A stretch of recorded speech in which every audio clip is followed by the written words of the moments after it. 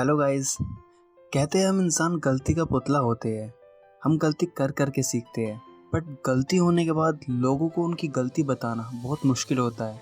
हम चाहे कितने ही समझदार क्यों ना हो, बट अगर हमें कोई हमारी गलती के बारे में बताता है तो हमें बुरा ज़रूर लगता है।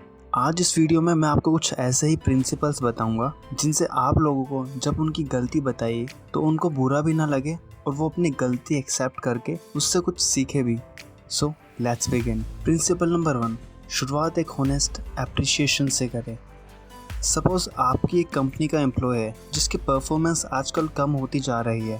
अब आप उसको उसकी गलती समझाना चाह रहे हो ताकि वो इम्प्रूव कर पाए, तो आप शुरुआत उसकी अच्छी हैबिट्स बताकर कर सकते हो कि वो कितना पंक्चुअल है, टाइम पर ऑफिस आता है, अपने कलीग्स के साथ फ्रेंडली रिलेशन है, जो भी उसकी अच्छी हैबिट्स हो उनके साथ।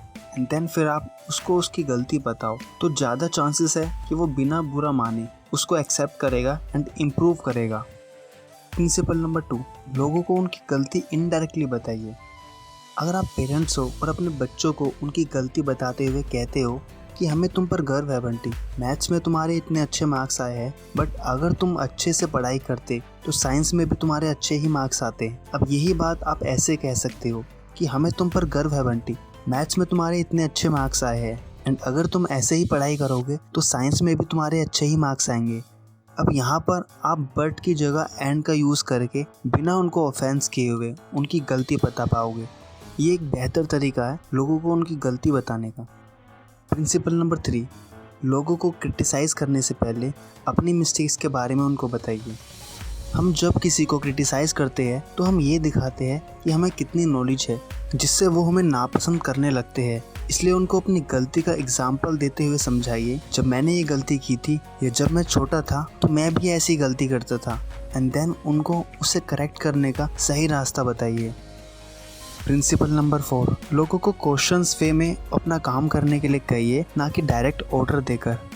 एक बार मैकडोनल्ड के जनरल मैनेजर को एक बड़ा ऑर्डर मिला। अब उन्होंने ये देखा कि डेली रूटीन के अकॉर्डिंग वो इस ऑर्डर को टाइम पर कंप्लीट नहीं कर पाएंगे, उन्हें प्रोडक्शन बढ़ानी पड़ेगी। उन्होंने अपने लोगों को डायरेक्ट ऑर्डर देने की बजाय उन सबको साथ बुलाया और बताया कि ये ऑर्डर उनकी कंपनी और कंपनी के लोगों के लिए कितना इम्पोर्टेंट है। फिर वो उनसे क्वेश्चंस पूछने लगे कि क्या कोई ऐसा तरीका है जिससे हम इस ऑर्डर को कंप्लीट कर सकते हैं, क्या हम किसी तरह अपना ऑफिस टाइम को एडजस्ट कर सकते हैं ऑर्डर कंप्लीट करने के लिए। इसके बाद काफ़ी एम्प्लॉयज़ अपने अपने आइडियाज़ लेके उनके पास आए और वो उस ऑर्डर को पूरा कर पाए। इसलिए लोगों को डायरेक्ट ऑर्डर देने की जगह उनसे क्वेश्चंस वे में रिक्वेस्ट करो तो वो खुशी खुशी आपका साथ देंगे। प्रिंसिपल नंबर 5, लोगों को अपनी इज्जत बचाने दीजिए। अगर आपके ऑफिस के किसी एम्प्लॉय ने कोई गलती कर दी है और आप उसको सबके सामने डांट देते हैं तो वो आपकी कभी रिस्पेक्ट नहीं करेगा। कई सालों पहले जनरल इलेक्ट्रिक के पास एक ऐसा एम्प्लॉय था जो कंपनी के लिए बहुत इम्पोर्टेंट था। वो कैलकुलेटिंग डिपार्टमेंट का हेड था, जहां वो ठीक से काम नहीं कर पा रहा था, तो उन्होंने उसको फायर करने की जगह दूसरा टाइटल दे दिया।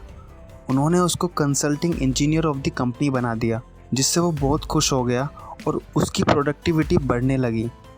हमेशा याद रखिए, किसी भी इंसान के लिए उसकी इमेज सबसे ज़्यादा इम्पोर्टेंट होती है, इसलिए उनको उनकी इज्जत बचाने का एक मौका ज़रूर दीजिए।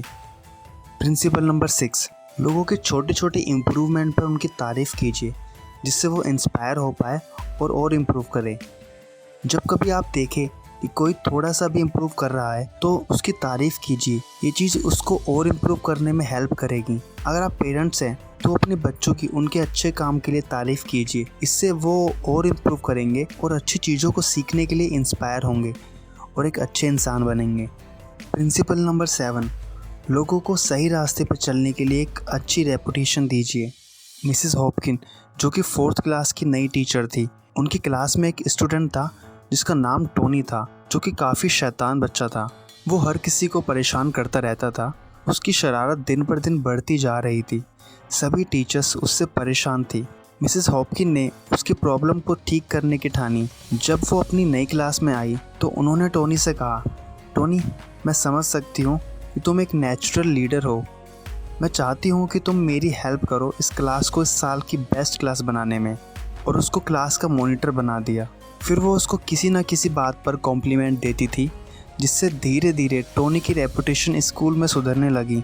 जब आप सामने वाले को प्रिटेंड करवाते हैं कि वो एक अच्छा इंसान है तो वो उस रेपुटेशन को बनाए रखने की कोशिश करने लगता है। उनको लगता है कि फाइनली कोई उनको समझ रहा है और वो दिल खोलकर अपनी बात कर पाते हैं। प्रिंसिपल नंबर 8, लोगों को फील करवाइए कि उनकी गलती छोटी है, जिससे वो इनकरेज होकर उस गलती को सही करने की कोशिश करें। जब मैं इंग्लिश स्पीकिंग सीख रहा था तो मैं काफ़ी मिस्टेक करता था, बट जो मेरे कोच थे वो ऐसे प्रिटेंड करते थे कि मैंने बहुत छोटी मिस्टेक की है, जिससे मुझे इनकरेजमेंट मिलता था और मैं इम्प्रूव करने की कोशिश करता रहता था। प्रिंसिपल नंबर 9, लोगों को फील करवाइए कि जो काम आपने सजेस्ट किया है वो उनके लिए सही है। जब हम कोई काम करते हैं, अगर हमें पता ना हो कि उस काम को करने के पीछे क्या मोटिव है तो हम शायद ही उस काम को करने के लिए इनकरेज होंगे और अच्छे से करेंगे। इसलिए लोगों को उनके काम करने के पीछे का रीज़न बताइए, जिससे वो मोटिवेट हो पाए और आपकी कई चीज़ें करे। ये इस सीरीज़ का लास्ट पार्ट था। याद रखिएगा, ये सारे प्रिंसिपल्स तभी काम करेंगे जब आप इन्हें सही काम के लिए यूज़ करेंगे। अगर ये सारे प्रिंसिपल्स 10 में से 1% पर भी काम करेंगे तो समझ लीजिएगा कि आप 10% और बेटर बन गए हैं। मैंने पूरी कोशिश की है कि आपको कुछ नई नॉलेज देने में हेल्प कर सकूं। अगर आपने इस सीरीज़ के बाकी पार्ट्स नहीं देखे हैं तो प्लीज़ देखिए, मैं डिस्क्रिप्शन में लिंक्स दे दूंगा। आशा करता हूँ आपको ये वीडियो पसंद आई होगी। लाइक कीजिए अगर वीडियो पसंद आई है, कमेंट करके बताइए कि आपको ये सीरीज़ कैसी लगी। शेयर कीजिए अपने बड़ों और छोटों को ताकि वो भी कुछ नया सीखकर अपनी नॉलेज बढ़ा सके। सब्सक्राइब कीजिए हमारे चैनल को, मैं इसी तरह की वीडियोस आपके लिए लेकर आता रहूँगा। अंत में thank you so much for watching.